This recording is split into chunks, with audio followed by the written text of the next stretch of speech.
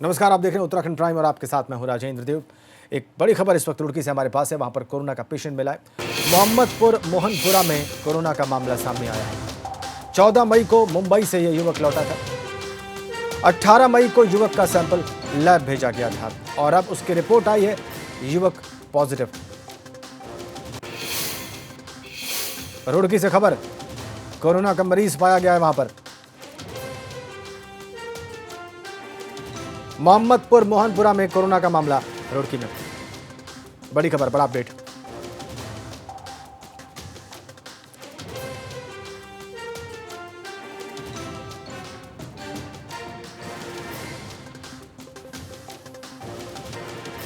बड़ी खबर हम आपको दे रहे हैं रुड़की से।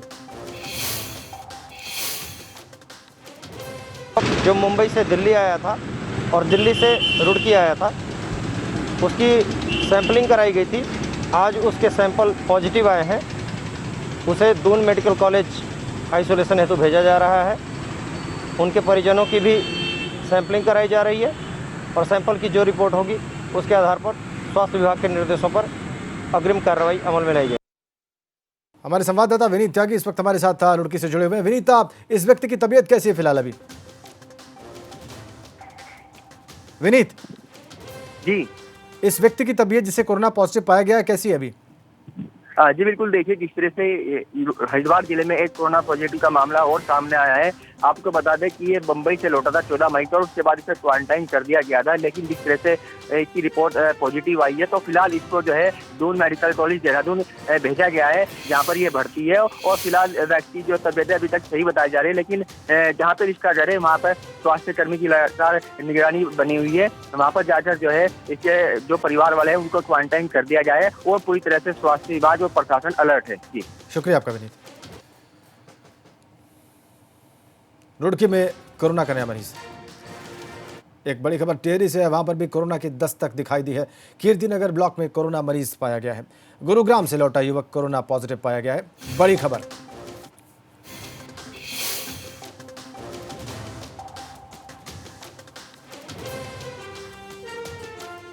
कीर्तिनगर ब्लॉक में कोरोना मरीज पाया गया है।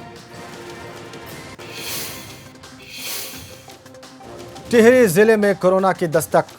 कीर्तिनगर ब्लॉक में कोरोना का मरीज।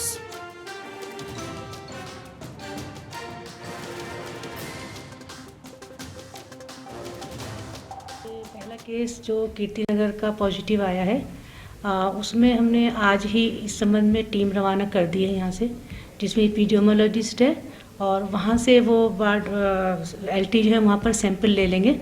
जो भी कोई उसके कॉन्टेक्ट ट्रेसिंग का उसमें लिस्ट बन गई है और उसमें जो भी कॉन्टेक्ट ट्रेसिंग है उनकी होम क्वारंटाइन के बारे में बता दिया गया है। तो कीर्तिनगर ब्लॉक में गुरुग्राम से लौटा युवक कोरोना पॉजिटिव पाया गया है और अब उसके कॉन्टैक्ट्स को ट्रेस किया जा रहा है। टिहरी जिले में कोरोना की दस्तक का मामला। बड़ी खबर, बड़ा अपडेट टिहरी से।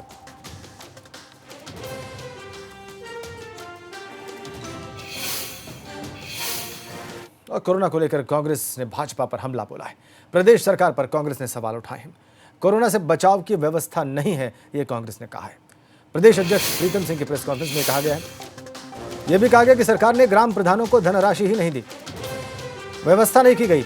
इस तरीके से कांग्रेस ने कोरोना मामले पर प्रदेश सरकार पर हमला बोला है, तमाम सवाल उठाए हैं। ग्राम प्रधानों की धनराशि नहीं दी गई, कोरोना से लड़ने के लिए व्यवस्थाएं करने की आरोप लगाया है कांग्रेस ने, उनके अध्यक्ष प्रीतम सिंह ने प्रेस कॉन्फ्रेंस करके। तो कोरोना पर राजनीति शुरू, वार पलटवार शुरू हो चुके हैं। वो दौर खत्म हो गया जब कोरोना पर सभी दल राजनीतिक बयान देने से बच रहे थे। अब राजनीति शुरू। कांग्रेस के निशाने पर भाजपा। उत्तराखंड में प्रमुख विपक्षी दल है कांग्रेस, उसने सरकार को घेरा है। क्या कहते हुए घेरा है, क्या भूमिका रखी कांग्रेस ने, अटैक किस तरीके का था, यह सब कुछ जानते हैं विनोद कुमार से। इस वक्त हमारे सहयोगी देहरादून से हमारे साथ सीधा कनेक्ट है। कांग्रेस किस अटैक के बारे में दर्शकों को बताइए विनोद।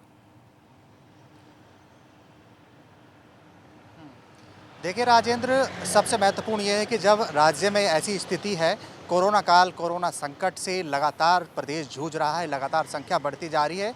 तो ऐसे में प्रवासी उत्तराखंडियों को लेकर राजनीतिक दलों में भी घमासान है। हालांकि राज्य सरकार को सपोर्ट करना चाहिए, यही विपक्ष का काम होता है ऐसी आपातकालीन स्थिति में। ये कोई पर्टिकुलर किसी पार्टी की तरफ से कोई ऐसी आपदा नहीं है, लेकिन जब पूरा राज्य ऐसी आपदा से ग्रस्त हो तो लगातार ऐसे में तमाम जितने भी राजनीतिक दल हो उनका सिर्फ यही फर्ज बनता है कि राज्य सरकार को वो सपोर्ट करे। ऐसा नहीं यहाँ पर देखा जा रहा है और लगातार प्रवासी उत्तराखंडी जब से लगातार उत्तराखंड में आ रहे हैं तो कोरोना की जो संख्या है उसमें इजाफा होता जा रहा है।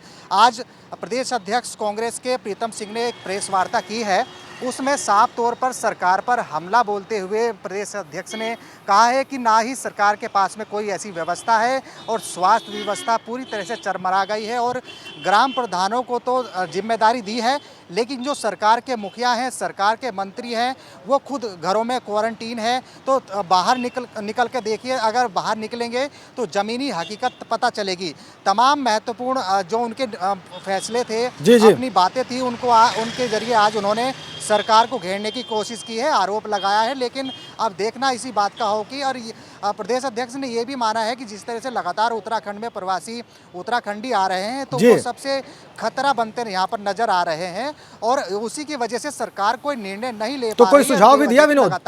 कांग्रेस प्रदेश अध्यक्ष ने कोई सुझाव भी दिया इस प्रेस कॉन्फ्रेंस में? कोई सुझाव भी दिया महत्वपूर्ण?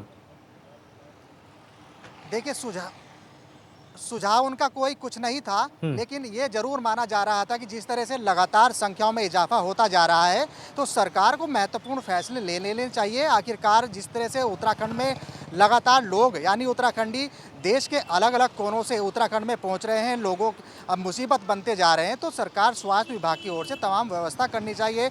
सीमाओं पर क्वारंटीन करने की व्यवस्था करनी चाहिए, मेडिकल परीक्षण करना चाहिए। तमाम महत्वपूर्ण विषयों को लेकर आज उन्होंने प्रेस वार्ता की है और सरकार को घेरने की कोशिश की है। और ये भी देखा जाएगा कि लगातार जिस तरह से प्रदेश अध्यक्ष और यानी विपक्ष राज्य सरकार को घेरने की कोशिश की जा रही है, तो अब प्रवासी उत्तराखंडियों को लेकर भी उत्तराखंड में घमासान है, सियासत लगातार जारी हो चुकी है। और अभी तक कितने प्रवासी पहुंचे हैं वापस उत्तराखंड में विनोद? जी देखिए, अब तक करीब 1,30,000 के आसपास जो प्रवासी उत्तराखंडी है जो देश के कोने कोने यानी देश के बड़े महानगरों से निकलकर उत्तराखंड पहुंच चुके हैं। करीब 1,30,000 लोग हैं और ऐसे में करीब 1.5 लाख की संख्या और है जिन्होंने रजिस्ट्रेशन किया हुआ है राजेंद्र। और जब वो अब उत्तराखंड में आएंगे तो कोरोना मरीजों की संख्या में और इजाफा भी होना लाजमी है। और यही वजह है कि जिस तरह से पहले जमातियों ने पूरे प्रदेश का हाल बिगाड़ा और अब उत्तराखंड में प्रवासी उत्तराखंडी अब मैकेनिज्म बदलने की सबसे बड़ी वजह यहाँ पर बनते नजर आ रहे हैं। यही वजह है कि लगातार प्रतिदिन लगातार केसेस बढ़ते अब विनोद आप ये बताइए, विनोद हमारे दर्शकों को अब ये बताइए आप, विनोद हमारे दर्शकों को आप ये बताइए कि ये जो प्रवासी उत्तराखंडी वापस आए हैं लगभग 1,30,000 और जो 1.5 लाख आप बता रहे हैं कि और रजिस्टर्ड हैं, आने की तैयारी में हैं, इनके लिए जो व्यवस्थाएं होनी चाहिए इनको क्वारंटीन करने की, अगर ये पॉजिटिव पाए जाते हैं तो इनके इलाज की, वो व्यवस्थाएं आप समुचित रूप से देख रहे हैं प्रदेश में या नहीं?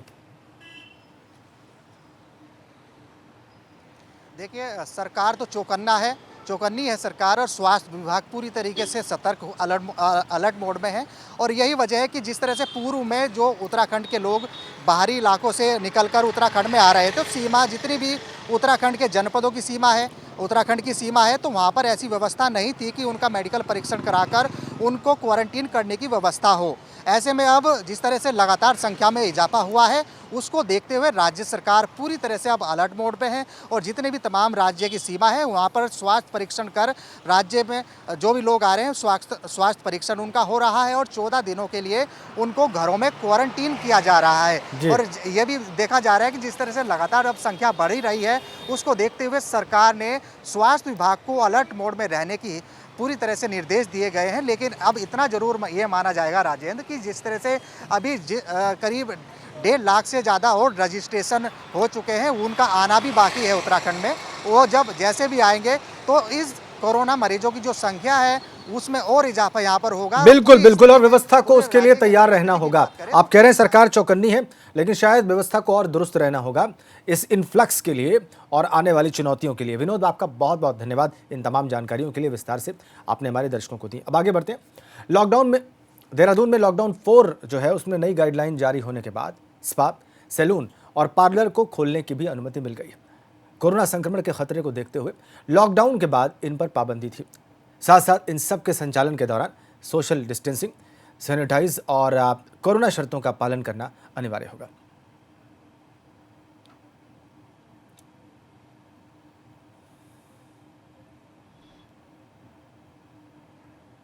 लॉकडाउन 4.0 में कुछ रियायतें मिल गई हैं। लॉकडाउन के बाद बंद पड़े सैलून भी खोल दिए गए हैं। आज से इनकी शुरुआत हो गई है। बाकायदा गाइडलाइंस जो हैं जारी की गई हैं कि किस तरीके से सैलून को संचालित करना है और किस तरीके से जो सोशल डिस्टेंसिंग है और जो कोरोना को लेकर जो एहतियात है उनको बढ़ता जाएगा। ये तस्वीर आप देख सकते हैं कि यहाँ पर जो है सुबह से ही लोगों का आने का सिलसिला भी शुरू हुआ है, क्योंकि लोगों को भी इंतज़ार था कि सैलून खुलेंगे। और इसके साथ ही साथ जो व्यवसायी हैं, जो इससे जुड़े हुए जो दुकानदार हैं, उनका भी ये इंतज़ार था कि अपना जो है काम चल पाए और कुछ ज़िंदगी जो है पटरी पर आ सके, क्योंकि लॉकडाउन के बाद इन सब चीज़ों को पूर्ण तरीके से बंद कर दिया गया था। सैलून की बात करें, स्पा की बात करें, ये सब चीज़ें इस वजह से भी पूर्ण तरीके से बंद की गई थी कि इनसे जो संक्रमण का ख़तरा है वो ज़्यादा होता है। मैं थोड़ा सा बात कर लूँगा जो यहाँ पर संचालक हैं। सर, आप किस तरीके से पूरी एहतियात बरत रहे हैं? सर, जो हमें गाइडलाइन मिली हुई है, जैसे कि सोशल डिस्टेंसिंग का है, हमारे पास 3 पोर्शन है, तो हम जैसे एक पोर्शन में एक ही बंदे को ले रहे हैं इसमें। बिल्कुल, मतलब एक कस्टमर हम नंबर वाइज ही ले रहे हैं, बाहर वेट करवा रहे हैं। बाकी जो है डिस्पोजेबल वगैरह यूज़ कर रहे हैं, कटिंग शीट डिस्पोजेबल, हर कटिंग में नया कोम, और हर कटिंग के बाद चीज़ों को सैनिटाइज करना, वो सब हम उसका ध्यान दे रहे हैं। स्टाफ के लिए भी कहा गया है कि स्टाफ को किस तरीके से पहले और अब में क्या फ़र्क आया है? तो आपने डिस्टेंसिंग की बात की, पहले और अब में कितना फ़र्क आ गया जो आप लोगों को उस तरीके से चलना है? स्टाफ का तो ऐसे है सर, अभी हम घर के ही बंदे हैं।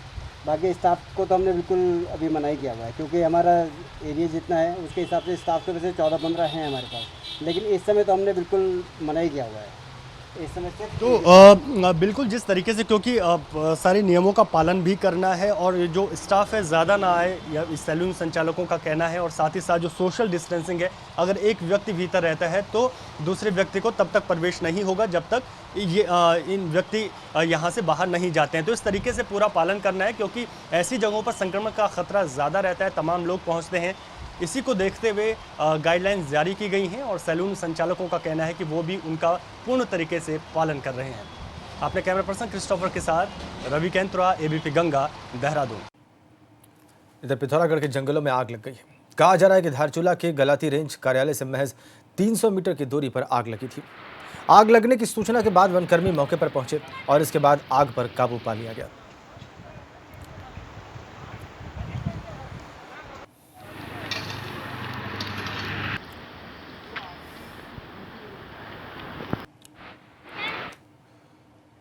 और एक खबर कटिमा से इस वक्त हमारे पास है।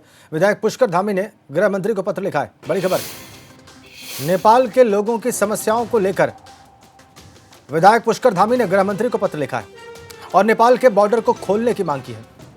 लॉकडाउन के चलते अपने देश नहीं जा पा रहे हैं नेपाल के लोग, और इसी समस्या को इंगित करते हुए नेपाल बॉर्डर खोलने की मांग की है विधायक पुष्कर धामी ने, और इसके लिए उन्होंने गृह मंत्री को सीधा खत लिखा है। बड़ी खबर,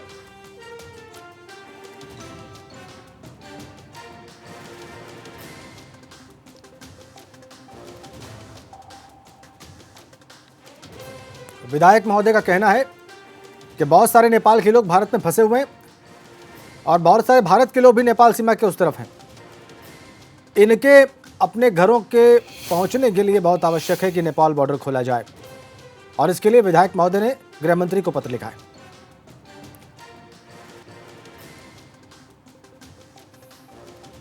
बड़ी खबर, बड़ा अपडेट। खाने पीने से लेकर रहने तक की व्यवस्थाएं इस महामारी के समय में उठानी पड़ रही है। हमारे यहाँ के कार्यकर्ता, हमारी सरकार, प्रशासन के लोग हर संभव प्रयास कर रहे हैं कि उनको सुविधाएं मिले, लेकिन मैं समझता हूँ कि उसके बावजूद भी उनके लिए अलग से कुछ करने की आवश्यकता है। इसलिए माननीय गृह मंत्री जी से मैंने अनुरोध किया है कि जल्द से जल्द ये तो बॉर्डर खोला जाए। और खटीमा में प्रशासन की लाख कोशिशों के बावजूद सोशल डिस्टेंसिंग का पालन नहीं हो पा रहा। इस्लाम नगर गोटिया में ईद के त्यौहार की खरीदारी को काफ़ी भीड़ उमड़ पड़ी। सूचना मिलते ही खटीमा तहसीलदार यूसुफ अली के नेतृत्व में नगर पालिका और पुलिस प्रशासन की टीम मौके पर पहुंची और इस दौरान कई दुकानदारों के चालान भी किए गए।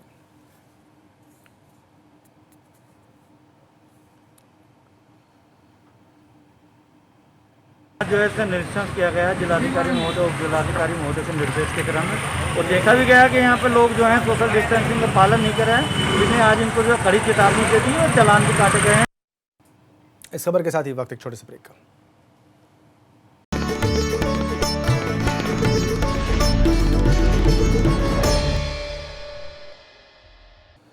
खबर पौड़ी से है। वहां पर प्रवासियों के लौटने के बाद कोरोना के मामले बहुत तेजी से बढ़े हैं। जिले में अब तक कोरोना के 4 पॉजिटिव केस सामने आ चुके हैं। चंद दिनों में ही 3 मरीज जिले में कोरोना पॉजिटिव पाए गए हैं और इस संक्रमण को देखते हुए अब जिला प्रशासन ने व्यापार मंडल के सुझाव के बाद पौड़ी के बाजारों के खुलने के समय में परिवर्तन कर दिया है। ऐसे में अब पौड़ी के बाजारों को सुबह 7 से 4 के बीच में और पहले खोला जाता था, अब उसे 7 से 2 के बीच में खोला जाएगा। व्यापार मंडल है, उसने स्वयं आगे आके रिक्वेस्ट की है कि जो 4 बजे तक का समय मार्केट के खुलने का है उसको कम किया जाए, क्योंकि ज़्यादा देर तक मार्केट खुलने की वजह से अनावश्यक लोग घूम रहे हैं। तो जब उनकी रिक्वेस्ट को देखते हुए फिर हम लोगों ने सिर्फ अभी पौड़ी शहर के लिए अभी एक आदेश किया है। और हरिद्वार को ग्रीन जोन घोषित करने के बाद प्रशासनिक अधिकारियों की जिम्मेदारी और बढ़ गई है। रुड़की शहर और देहात क्षेत्र में मॉल और रेस्तोरां को छोड़कर सभी दुकानें खुल गई, लेकिन अब बाजार में भीड़ उमड़ने लगी है और इस दौरान सोशल डिस्टेंसिंग का पालन करवाना पुलिस और प्रशासन के लिए एक चुनौती बन गया है। इसको लेकर ज्वाइंट मजिस्ट्रेट नमामि बंसल ने थाना प्रभारी और सभी सेक्टर मजिस्ट्रेट्स के साथ बैठक की और रोस्टर सिस्टम बनाने पर चर्चा हुई।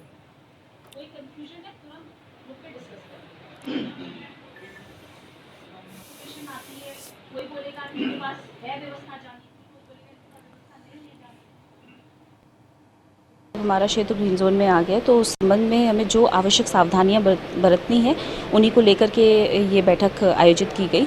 और इस बैठक का उद्देश्य यही था कि जितने भी लोगों का मूवमेंट जिस तरह से फ्री किया जा रहा है उसको सावधानी पूर्वक किया जाए और सोशल डिस्टेंसिंग का, मास्क इत्यादि के प्रयोग से लेकर के जो भी सावधानियां बरती जानी है कोरोना के संबंध में, उनका बहुत सख्ती से पालन।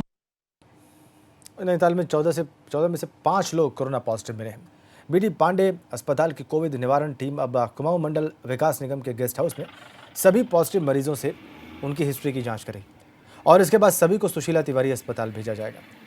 18 मई को कुल 14 लोगों के सैंपल लिए गए। इनमें से मंगलवार को 5 लोग कोरोना पॉजिटिव पाए गए। कहा जा रहा है कि मरीजों में एक ही परिवार के 7 में से 5 लोग कोरोना पॉजिटिव मिले।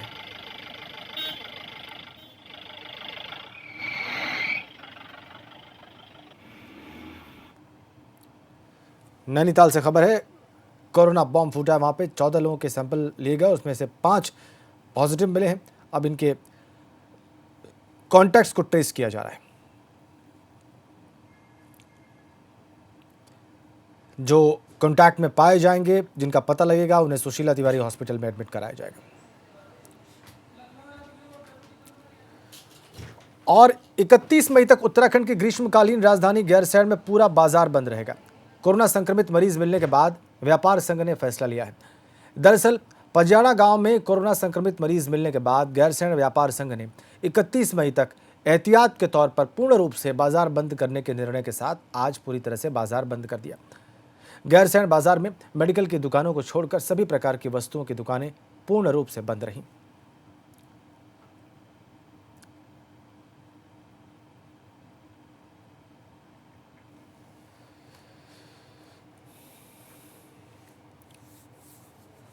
उधर श्रीनगर में सीएससी देवप्रयाग और हिंडोला खाल में उपनल कर्मचारियों को पिछले 10 महीने से वेतन नहीं मिला है, मगर वेतन नहीं मिलने के बावजूद भी ये कोरोना के दौरान अपनी ड्यूटी कर रहे हैं। उधर सांसद तीरथ सिंह रावत का कहना है कि इनकी मांगें जायज़ हैं और इन पर विचार किया जाना चाहिए।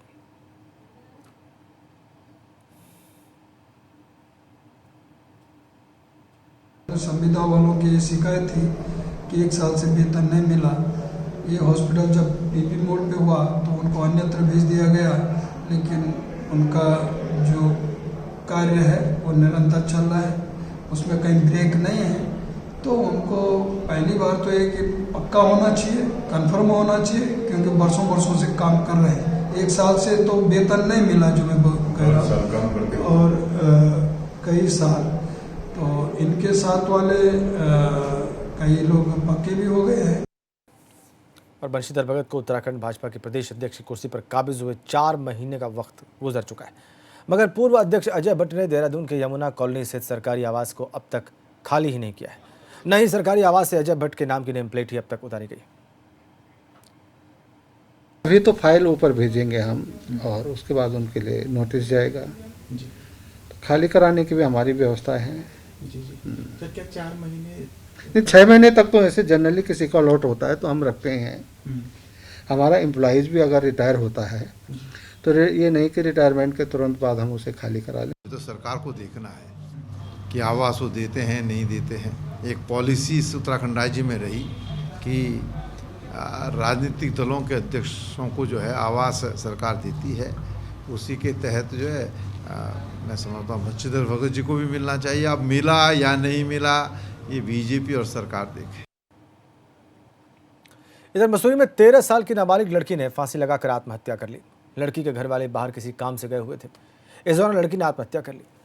वहीं मौके पर पहुंची पुलिस ने बताया कि घटनास्थल से कोई सुसाइड नोट बरामद नहीं हुआ और ऐसे में आत्महत्या करने के पीछे का कारण नहीं पता चल पा रहा है।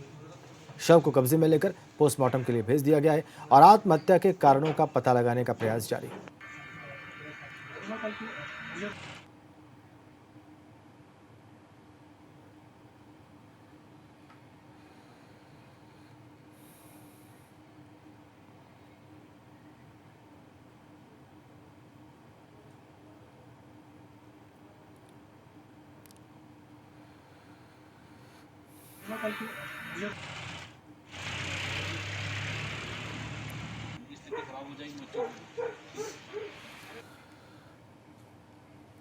और केदारनाथ धाम में मई महीने में भी बर्फबारी जारी है। बर्फबारी के बाद केदारनाथ धाम के आसपास का इलाका सफेद हो गया है। आप देख सकते हैं तस्वीरों में बर्फ ऐसे गिर रही है मानो सर्दी का मौसम हो। 29 अप्रैल को बाबा के धाम के कपाट खुल गए थे, मगर लॉकडाउन की वजह से फिलहाल 4 धाम यात्रा शुरू नहीं हो पाई है और इस वजह से केदारनाथ धाम में भी यात्री मौजूद नहीं है। मां मंदाकिनी अपने सतत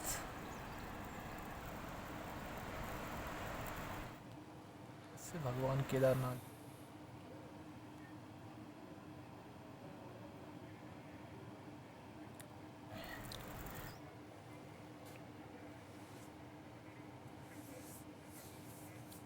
इधर हरिद्वार में मोतीपुर के पास हाथियों का एक झुंड रेलवे ट्रैक पार कर जंगल में एक तरफ से दूसरी तरफ जाता दिखाई दिया।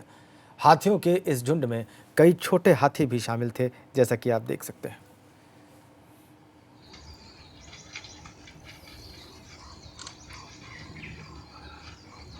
रेलवे ट्रैक पर हाथियों का झुंड। इस रेलवे ट्रैक को कैसे क्रॉस किया इस झुंड ने, यह आपने देखा। इसमें छोटे हाथी भी शामिल हैं और बड़ी संख्या में हाथी थे इसमें। इत्मीनान से अपने ही अंदाज में इन ट्रैक्स को बल्कि पार करते हुए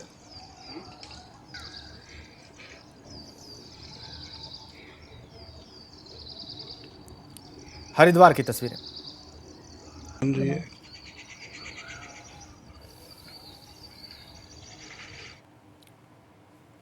इस खबर के साथ ही उत्तराखंड प्राइम के इस बुलेटिन में फिलहाल इतना ही। धन्यवाद।